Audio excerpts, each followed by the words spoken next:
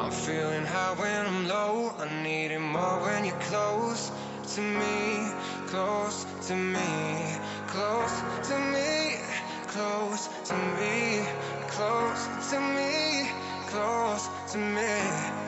I'm feeling high when I'm low. I need it more when you're close to me, close to me, close to me, close to me, close to me, close to me. I need it more when you're close. I need it more, I need it, I need it. It's a little bit nerve-wracking, but I've got a poem for you. Welcome to Bring Your Verses. Welcome to an old but new event. An old show with a new name, a new MC. Old joins new together through spoken word, through poetry. An old but new venue. An old but new stage. Old books but new words from a page. An old crowd joining new faces. An old art with new interpretations. Old words with new representations. Whatever you take, we're all here to appreciate spoken word and poetry. Marvel in sonnets or stories in short, complex stanzas or poetic reports, battle cries forming tears in the eyes, or those laughs that have you split at the sides. Observe from the audience, or bring your page to the stage, bring your meaningful words, your passionate vents, or your let loose curses, whatever the reason you're here. I'd like to welcome you all to Bodmin's very own Bring Your Verses.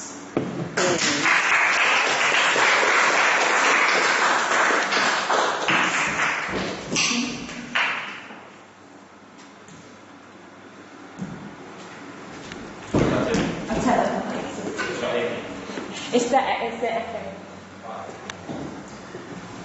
Right, so this is 5 of us. We've got to have a running order. Does anybody want to go first? Shall I go first? And then somebody can go second. So this poem I wrote from, 3 AM thoughts. I started writing about 3 AM thoughts because they become good poems. And so this is called Where Are We Actually? Did a big bang actually come from nothing? Did a bang of nothingness cause rocks to clash, cemented together, now binding forever? Was our world actually created by a tremendous accident? Are we actually gliding through space 500,000 miles an hour? Then why isn't it making my hat fall off or making my eyes fall? Are we actually locked in an atmosphere on this rocky ball? I spent half of my life upside down and I don't even fall. Did I miss something? Are we actually spinning 1,000 miles an hour and not getting dizzy? I don't feel like I'm moving and I'm not feeling sick. I don't understand. Did life actually begin on Earth from deserted plains and isolated seas, sprouting into an abundance of life and towering trees? Are we actually descendants from monkeys? Then why are they still here and why can't they understand? And why can't I swing from tree to tree? Are we actually descendants from the Mesopotamian people? Did they actually evolve and walk 5,000 miles, swim across oceans so I could be before you? What actually happened? I ain't got a clue, but doesn't this sound a little bit too good to be the truth? Thank you.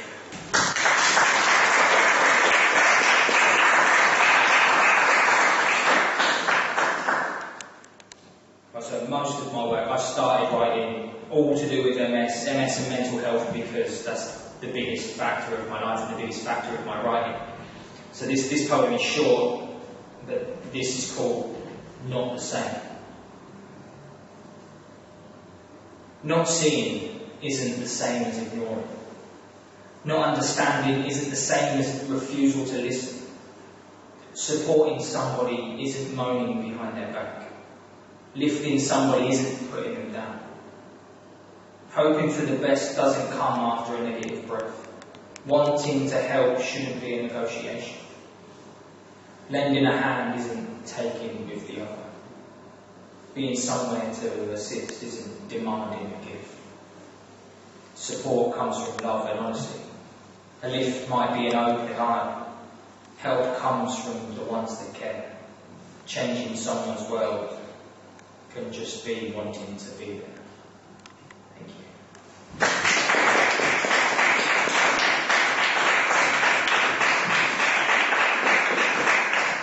Okay, that's me.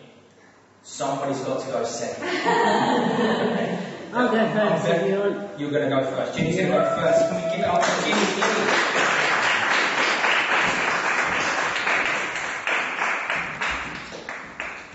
Good evening. Good evening, Ginny. I've written a book recently.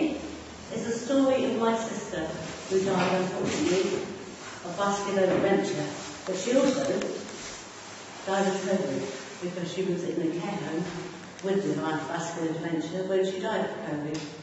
And she had a very wonderful life. She shared lots of things. She was an actress, she was a model. And when she was dying, she said to me, I'm never going to write that book, Ginny, because she used to say every day, one day I'm going to write about this. And I said, never mind, Annie, I will write it for you. And that's what I've done. I love my sister with all my heart. When we lost her, we lost a special spark. And her funny scrapes and clear wit left us all still giggling at it. Her real father left Annie well endowed, so she decided she would live large and loud. She travelled the world without a care. Her girls were fine because Mum was there. She returned to London, which was always her home, and became a model and a roadie where she could roam. She met the famous old and young. Her life blossomed with the dreams she had had for so long. My sister Annie, the eldest of our motley crew, helped Mum by finding a house for all of us, including her two. Tina and Caroline were like my real sisters, but not by birth. I still close my eyes and remember the laughter and the mirth. That's when our Annie travelled the world, leaving her children with Mum, but whenever she returned, that's when life really began to hum. Wherever she took the girls, I was tagging along. She was like a second mum to me. In my eyes, could do no wrong. Her friends used to come with her, characters I would never have met. We used to await arrival with excitement and glee, especially at Christmas, when she brought fun and magic to the girls and me. As we grew older, she came back to this place. Locally, but always gave us freedom and space. We used to hear the knock. She had the knack, of making people happy. Her antics would make you laugh and not be snappy. She had many jobs where she was loved by all. If you needed cheering up, give Annie a call. She had many jobs where she would... I had never known anyone like her. She took Mum's coat and went out in her van, tried to save an injured owl, and it flew off with Mum's coat, which wasn't the plan. Now reflecting upon her life was always the same. Even through strife, she would hear you worry and do something funny, like a magician pulling out a bunny. She took a driving test, that was quite adverse. When she passed, she really couldn't reverse. Became a carer in good old London town. She cared for all people, however difficult, never wearing a frown. She made a best friend in Trish, who was her soulmate. They got drunk together everywhere and always got back late. Her life is summed up for being there for everyone, but she drew the short straw where love was concerned. I will always love her until we meet again, where we will laugh and giggle in the main. Her last days were not so good, her illness took its toll, but she still had her one-liners when you came to call. She was taken by dementia and the COVID curse. She continued her funny stories until the bubble burst. Thought this would be difficult to write it all down, but thank you for so many happy memories in which you will always abound.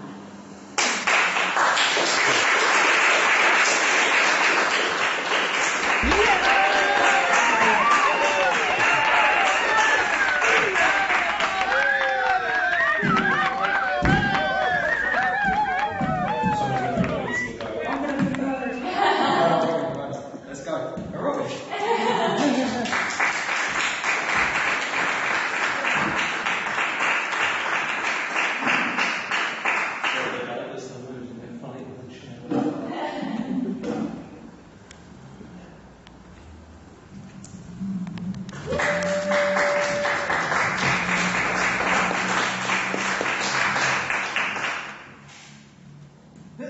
Charles. Sorry about this one as well, I just need to get it off my chest. There's no one there to cook for. There's no one there to cook for me. There's no one there to talk about books. There's no one there to laugh at bad TV. There's no one there to love the garden. There's no one there to enjoy the birds. There's no one there to get frustrated with numbers. There's no one there to play with words. There's no one there to talk about family, how much we love them, how much we care. When I tell them to say something, there's no one there.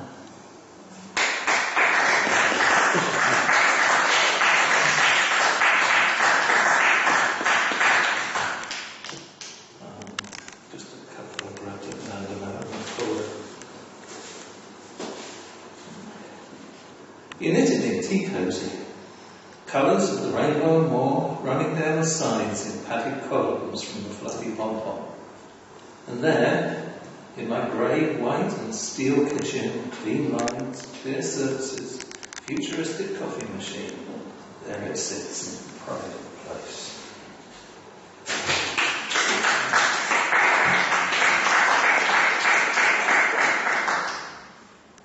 And this is quite an old one.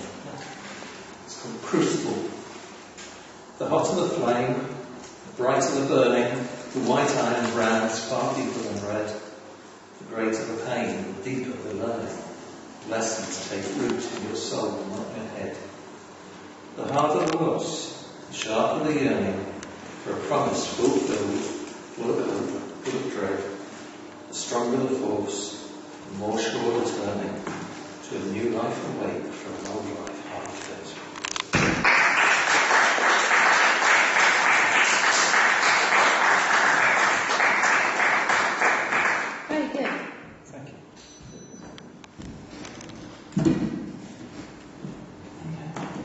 Exercise time again.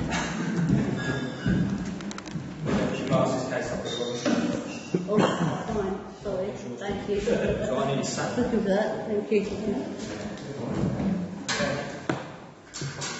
Right, first one, put your hands up. Well, let's go. Oh, you've got a t-shirt, tell us. It's yours. It's together. I don't know, do I need a microphone? Is that going to mess it up? Okay, so thank you to bring your voices, bring your voices and bring your voices, and bring your curses, and bring your lifestyle choices. There's no fear here to say what you need, make your words right or not. It's not proper poetry, whatever that means. We have a means to bring our voices here, voices of sadness, voices of cheer, words of nights out and drinking beer, and voices of spoken words. So thank you for listening. And here is a little rhyme that's a little bit absurd. Because I was standing in M&S laundry section with my mum while she chooses on a bra. The most traumatic day so far. Traumatic tales from childhood, so here we are. Or maybe being sent home from school in spare pants. Or having to go to PE lessons and learn to country dance with a girl. Or sitting through sex ed lessons at year 6. Or riding my rally burner down to the park and falling off, failing to do tricks. Or taking part in school cross-country and running in the rain. Sports day failures embedded in pain. Being at your nan's while they try on clothes from Kay's catalogue. And sports day failures, or needing a poo at the school and having to use the bog. Whilst your so-called friends bang on the door, trying to chat up the girl that you adore, whilst the bogey hangs loosely from your nose. Childhood traumas as it goes, rich and minefield, at times moves on. So I'm standing in M&S whilst your mum chooses a bra on. It's just one of the many things that I wish I could go back in time and tell myself it's fine. Just laugh it through. Don't sweat the small stuff. Don't solve or overthink. Just sit. Life is full of ridiculous situations, but at least you've got to live in it.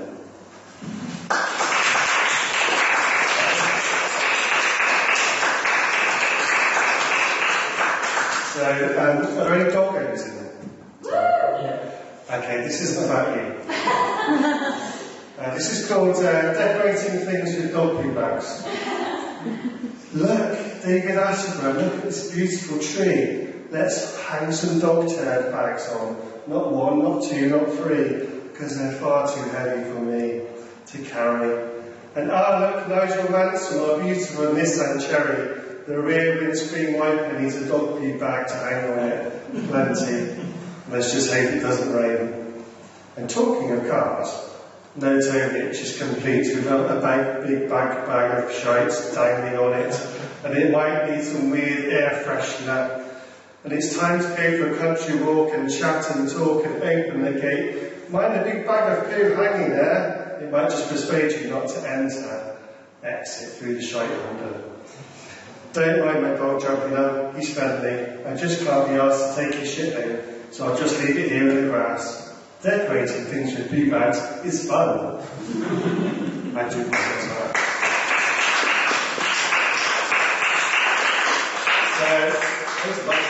So about 18 months or nearly 2 years ago, I wrote the first 3 poems at Cowsall, and then about 2 days later I was here, I think, doing it again. Yeah. It's the second time I've ever read out anything ever, apart from my actual job. And coming here, I just love coming here, so I'm so pleased that you're doing it again. And I'm just going to torment you for the next few weeks, reading out my nonsense and my advice. And because I met Rob, ignore that. Because I met Rob, and he's written a book, and I was like, you can write a book, and you can do it yourself. I was like, yeah, of course, easy, so he told me how to do it. So I wrote a book.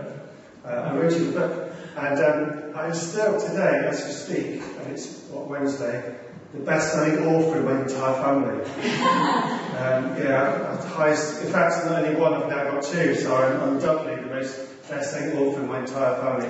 Something I'm very pleased of until my dad went, "But you're the only one to write a book." That's still the best. Donald Trump. Yeah, everything's great. So, all of the poems are deeply meditative and about life, or they're mostly silly. So this is one that I might have done before, and I've definitely done this, and it's called Never Wee in Your Wetsuit.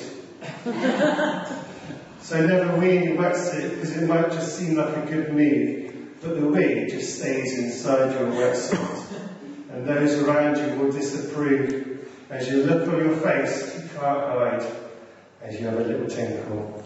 The deeper you attempt to move inside with the tide, the wee warms up and is kept close to your skin. And the satisfaction obvious on your face as you begin to grin. So just don't wee in your wetsuit unless you let the water in. They'll wash away the wee and absorb you from the sin. Use the loo I advise you, but when you wash the suit, you'll know why. Because the warm wee smell makes you want to cry. So just don't wee in your wetsuit, whatever you might do. And as another cautionary note, if you feel a little fart, don't follow through.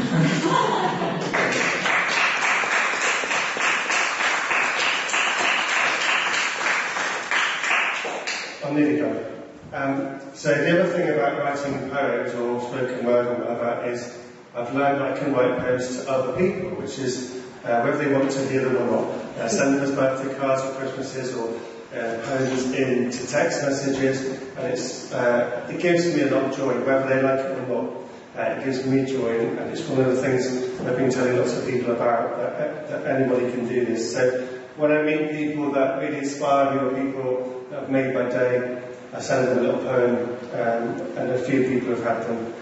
So this is someone that I met, and continues to be a bit of inspiration. So this is the only serious poem of the evening, then I'll end on this thing. So this is called I Met This Poet Dude.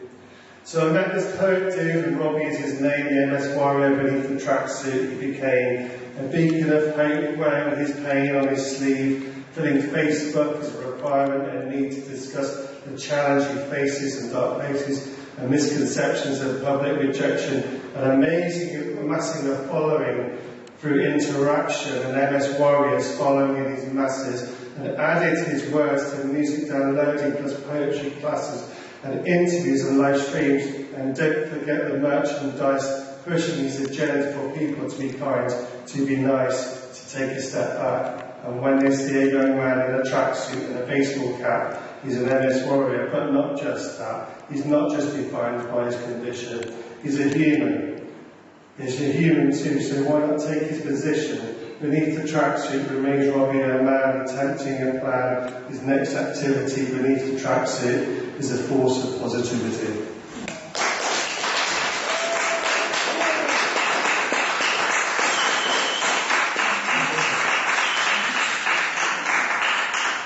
And finally, so this is based on a true story. This is called Suntan.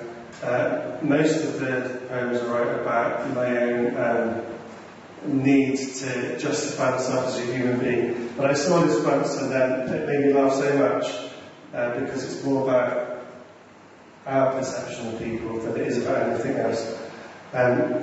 So it's time to finish my suntan and get to the parts that I just can't reach. So on comes my big pink thong as I strut along the beach. At your age, such a crime. I think he looks like a young Tom Jones, fresh in his prime, with a dahlia hanging low with his sunglasses on and his mojito in his hand, and he's strutting the sun as his budgie smugglers get snuggled inside his belly. And people stop and stare at this majestic sight, and he's fairly hanging over his trunks, with his cheeks are held less than tight. And he stands at the shore, sun caresses his bum, and he's smiling at the bathers who are having such fun, and surveys the scene and looks around. As magnificent beasts are drawn quite a crowd, making comments, judgments, and photos aplenty. As it turns out, it's their life that's empty. He swiveled and he strutted slowly across the beach. He went back to the bar, time for a refill, and then began to tan his peach. So who made the decision that this was wrong at 54 to wear a thong? Thanks.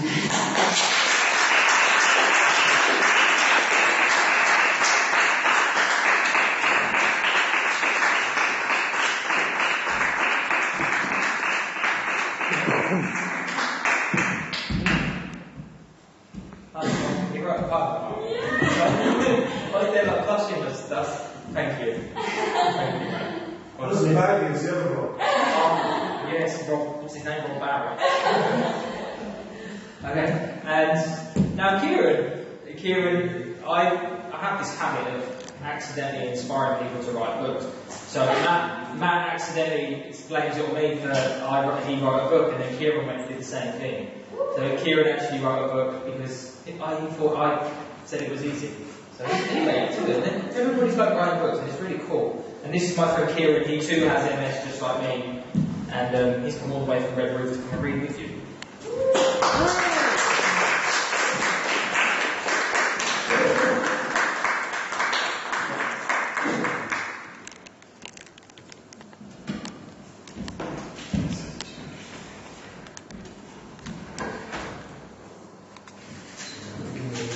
No, you're alright, mate, no rush.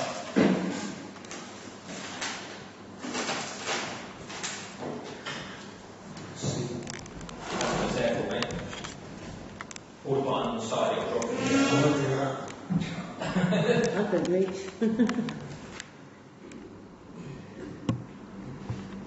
I'll introduce myself. Hello, my name is Kieran.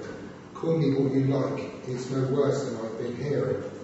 People say that I'm a fan, got tattoos on my ugly face. They think I fight and think I steal, but they're staring with presumption. What's the deal?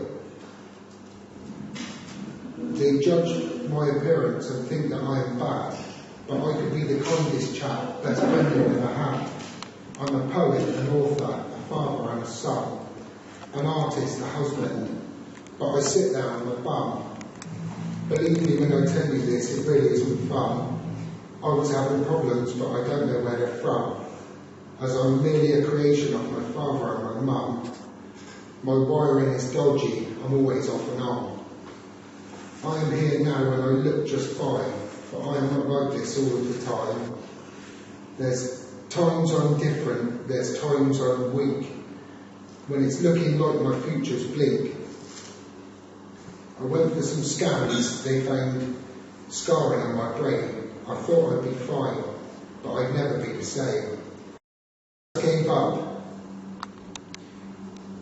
I'd had enough, had pills and injections and that infusion stuff.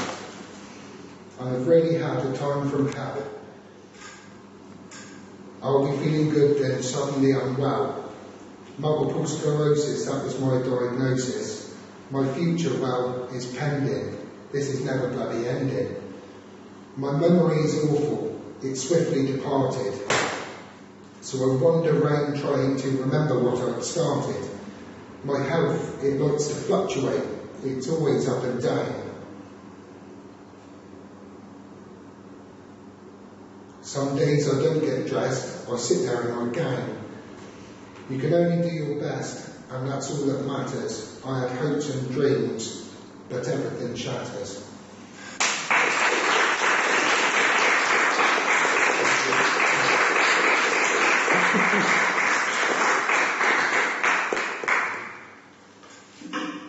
This is the book.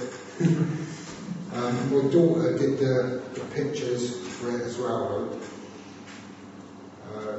It's available on Amazon. That's the one. I've got to read a poem out of this one.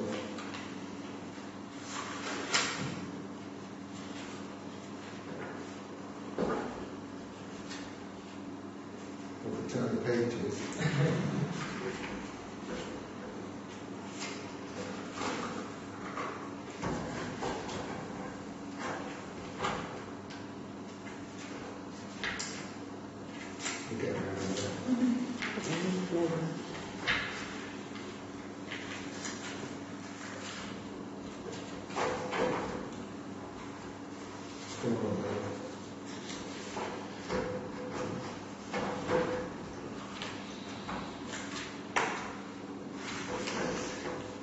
I did have a certain one I was going to read. This one. It's called The Troubled Little Sloth. Once upon a time, there was a troubled little sloth. He always got in trouble as he liked to turn things off. So he could reach the lights, he balanced on a chair. He had no fear of the dark, he really didn't care. He used to turn Nan's kettle off when she was making tea. He'd run around and shout at her, "Nan, you can't catch me." He'd turn off taps, turned off the power, did this all day long, every minute, every hour. Took batteries out of clocks, took off shoes, took off socks, took off all that he was wearing, which drove his mum so close to swearing. One day she sat him down, he said, "You're going to tell me off." But she was just concerned, was this something that he learned? Then Mum clicked, had she been too strict and done something for him to act like this? She blamed herself, she had no wealth, she suffered badly with mental health. She raised the sloth almost alone, struggled for cash to keep their home. She worked long hours to fill his savings, but her attention was what he was craving. That's why he had been misbehaving and drove her up the garden paving. To make it better, she had a plan. She shared her idea with Sloth and Nan. They became a lot kinder and much more caring and read this story that we've been sharing.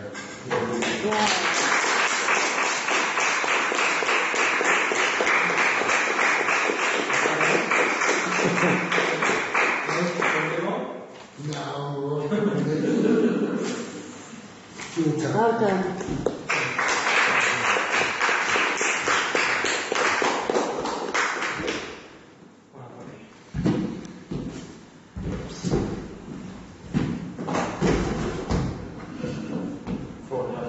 That's everyone. Everybody's read. Has anybody else got anything they want to read?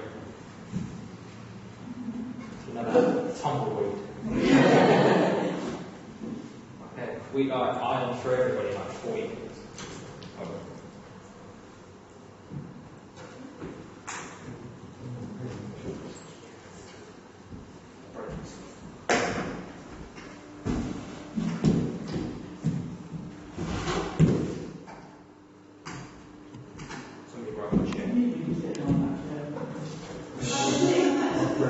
pretty high, isn't it? I'm going to give you all the vote. I'm great 10.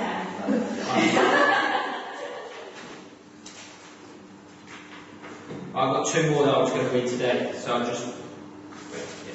2 more, and then we're well early, so we can all go home early. It doesn't matter. Does it matter? No, it doesn't matter. Everybody came home early.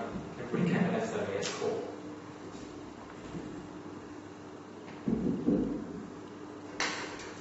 So this is called Tim. Again, one of them silly 3 AM thoughts that you just think of and you go, I'm going to write about that, and then you go, yeah, I probably shouldn't, but this is called Tim. There was a young boy called Finn. He was no older than 12. He was actually quite short, about the size of an elf.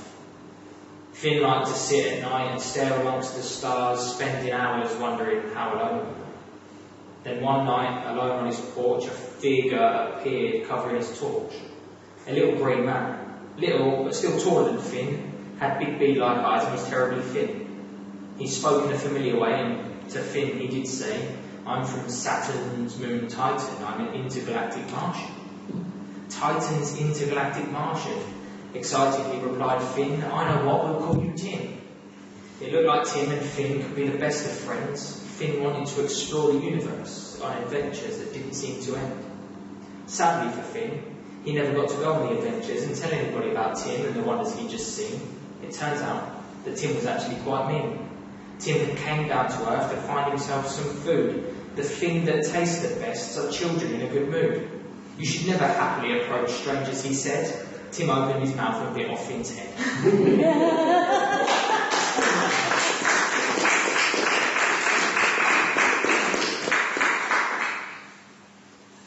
and then I've got this one. Yeah. This one is called Not All Poets.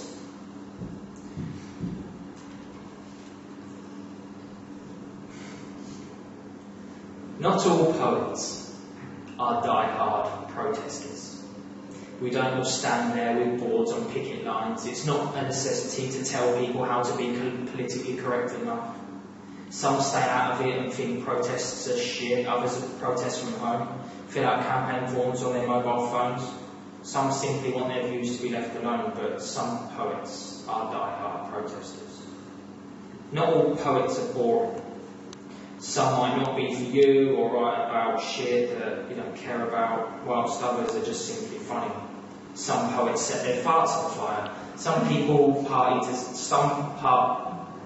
poets party to states of dire. I know a few poets who do it for the crack. Some poets smoke crack. Some keep you engaged. Maybe I've got this written down wrong. Some will keep you engaged. Others will make you weep. But not all poets will put you to sleep, but some poets are boring. Not all poets stink. Most of us shower most days, or wear some sensual aftershave. We don't all have garlic breath with armpits that are not too fresh. No aroma that resembles a fish. Not all poets smell like shit, but some poets do stink. Not all poets went to uni or have an A-level education. It's not a rule to need to go to college or... Not all poets went to uni or have an A-level education. It's not a rule you need to have a college degree to have a passion for poetry. Some of us dropped out of school at 15, fell into poetry in our 30s, couldn't figure it out at school, but now use words as a tool to express the mess in your head. Some poets don't like education, think it's a pointless task, only attending school because it's a society's ask. But some poets went to uni and have an A-level education. Not all poets are vegan. Some of us eat burgers, others only eat fish, some munch out on a tofu dish, some are vegetarian, others are pescatarian, I'm a don't care what I eat-atarian, but some poets are vegan. I'm actually a vegan. Since I wrote this poem, I changed, I'm actually now a vegan. Not all poets live in an ivory tower. We're not all rich and live in castles, some have moats, no. I'm really sorry about this poem, it needs to be rewritten out. Not all poets live in an ivy tower. We're not all rich and live in castles, have moats in our front yard, have a butler called Bill, be a distant relative to Prince Will. Some of us live in flats, or in 3-bedroom houses, or a tiny studio just about big enough for a mouse. We might live in a terraced house not far from a street, or even in a council estate where you wouldn't plant your feet. But some poets might live in an ivory tower. So many stereotypes of a poet made up by people who think they know it. But you never know. One day at a protest rally about stereotypes of a poet, you might come across a stupidly boring protest. One day at the protest rally about stereotypes of a poet, you might come across a stupidly boring, grotesquely smelling, highly intelligent vegan poet who lives in an ivory tower.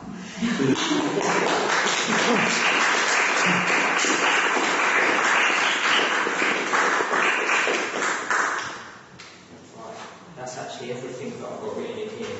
And I've got... Can you pass me that book? Sit down. No.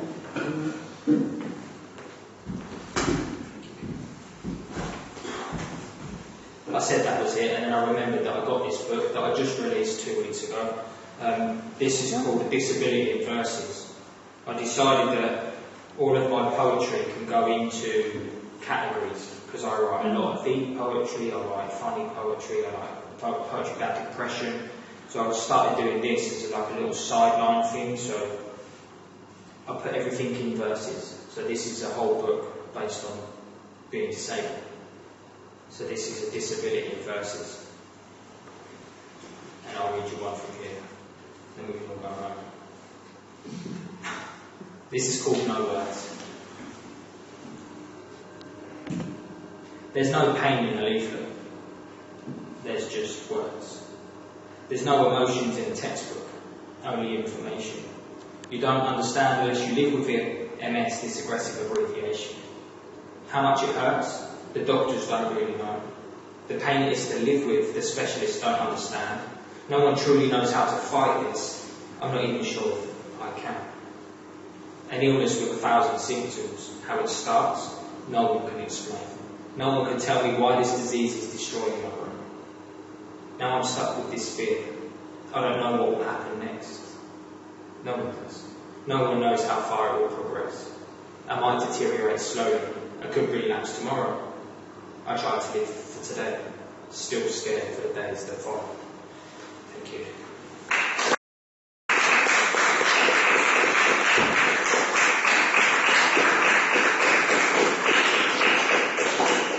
Does anybody else want to read it?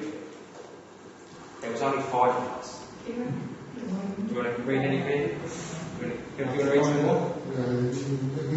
Second round for everyone.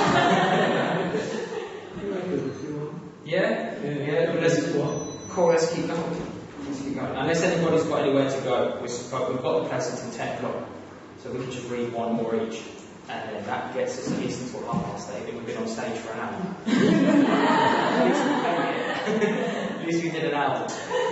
And then you've got to tell everybody. Can I read one of yours? You can read whatever you like. You can read one of mine. Because I haven't bought anything else. You can read one of mine. You can read anything you like. Yeah, I've got all the books with me. But I think everybody in the room's got a copy. Yeah. Thank you. Quite I've got that one. And that one. So. Yeah, it's a race to see who gets the same first. There you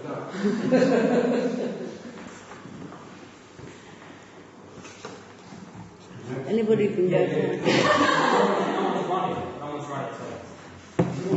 You go. This one's not funny, but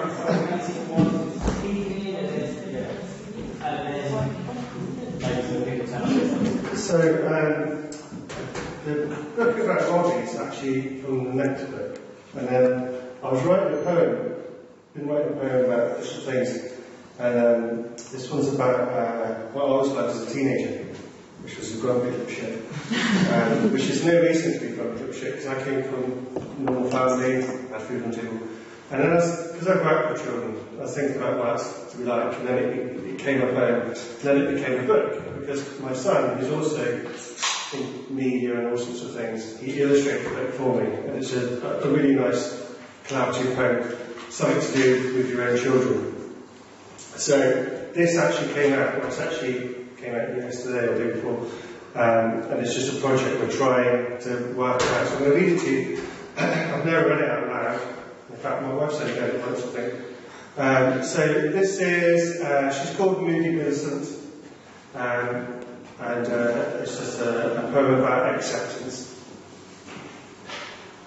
So, Moody Millicent bystander sits gloomy, guilt-ridden, sad, lives down at number 42 Sunshine Street with her overly joyful mum and dad. Millicent loved wearing black, loved long hair to her knees, black hoodie glued to her back. Even in the sun she stays in the room, hood pulled over the top, never says please, or thank you, or how are you.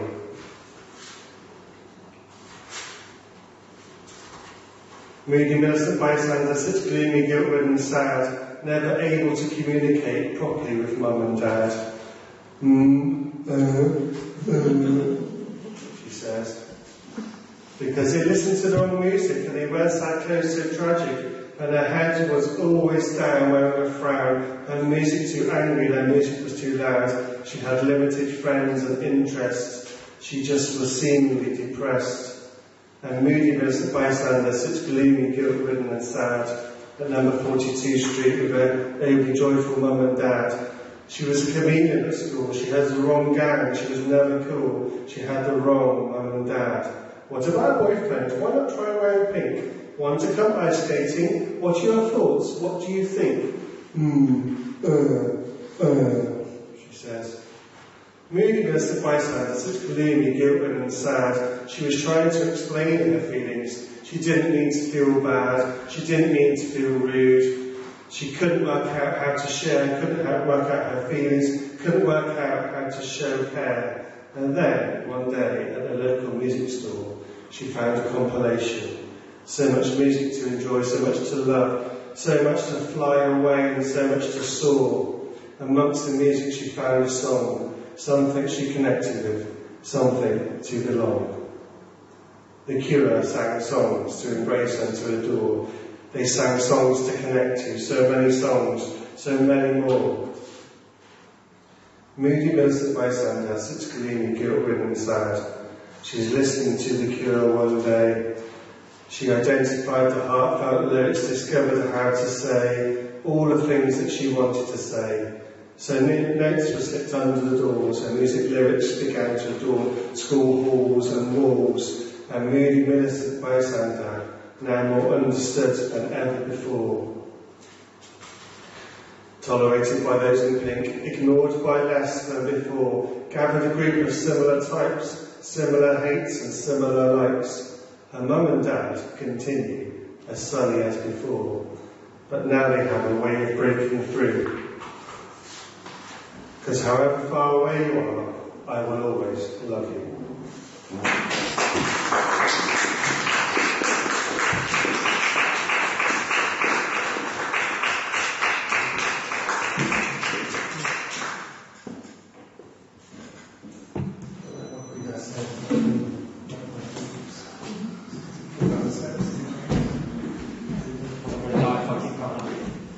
Kieran or Robin, let's raise one.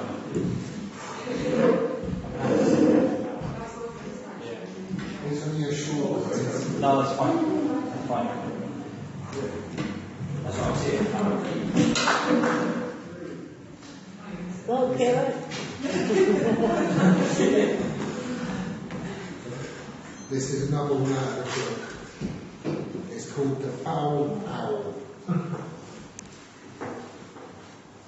Here's a tale about an owl whose behaviour was truly foul.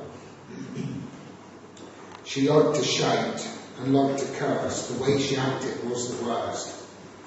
She'd flap around and make a scene, left a mess for mum to clean. She did not care. She had bad manners, threw herself round like a bag of spanners. Mum was sad. Owl drove her mad. But Owl wanted something that she'd never had. That was a dad, but hers had left them and got a new pad. Owl didn't mean to be so cross, but ended them up because of her loss. Mother Owl now understood, talked to her daughter, which did some good. Mother Owl had been so stressed, but now she realised she had been blessed. Owl said sorry to her mother. They needed nothing except for each other. Don't need a dad, don't need to be naughty. It must be clear to them now, surely. A problem shared, no problem solved. The respect they had for each other evolved.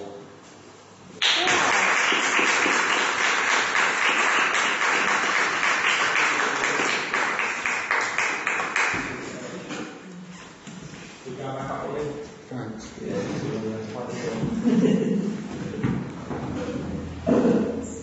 All the stuff on stage is too small to read. Yeah.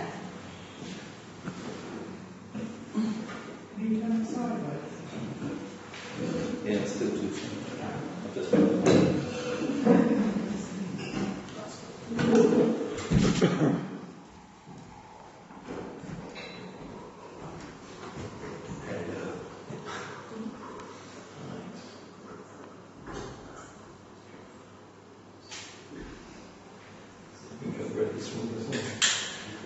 It's called Sometimes. Sometimes, not often, just a little bit, the pain gets too intense. Sometimes, not often, just a little bit, the mood drops too low. Sometimes, not often, just a little bit, the tiredness feels overwhelming. Sometimes, not often, just a little bit, it all becomes too much. Sometimes, not often, just a little bit.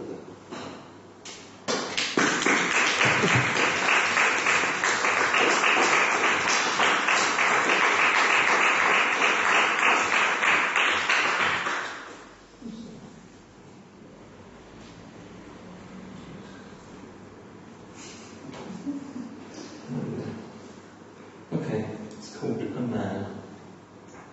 A man they took apart. No, sorry.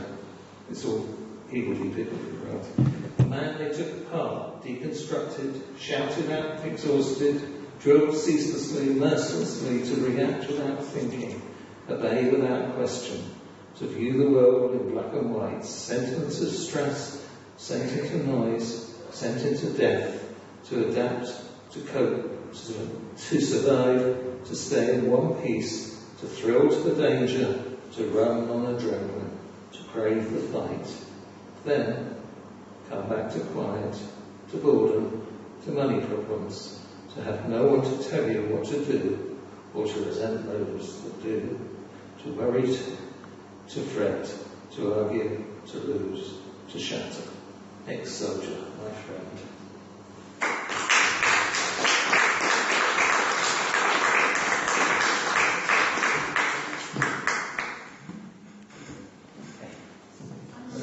Yeah. I'm glad I'm last. As I'm reading this, Rob wrote it. But I think it says something to all of us here tonight. I've read this before. It's called I'm a Writer. I'm a writer. I write for me. I write to express my pain. Life gets to me. My illness does too. So putting pen to paper really helps explain. I write when I can't find the words. I write to feel safe. Putting words together for me in my own little space. I write when I'm happy. I write when more when I'm broken. Here I find the words that need to be spoken. When I write, I become someone new. I become free. I take the pain from my life, turn it into something of beauty. I see words, and I see my future brighter. I find myself at peace the day I became a writer.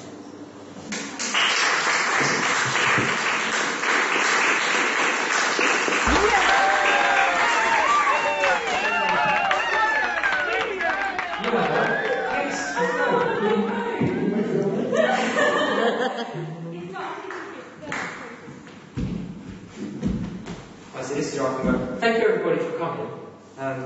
Yeah, and you can all go home. Give yourselves a big round of applause.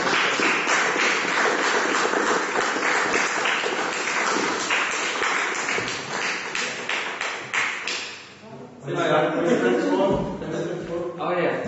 When's the next one? Maybe not. Saturday, the second. Well, I was going to say Tuesday, it's not even Tuesday. The I think it's- second Wednesday of the month, so 10th of April. I think it's the 10th of April. Yes, the next one is the 10th of April. Please come, bring your friends, there's a spare table. Yeah.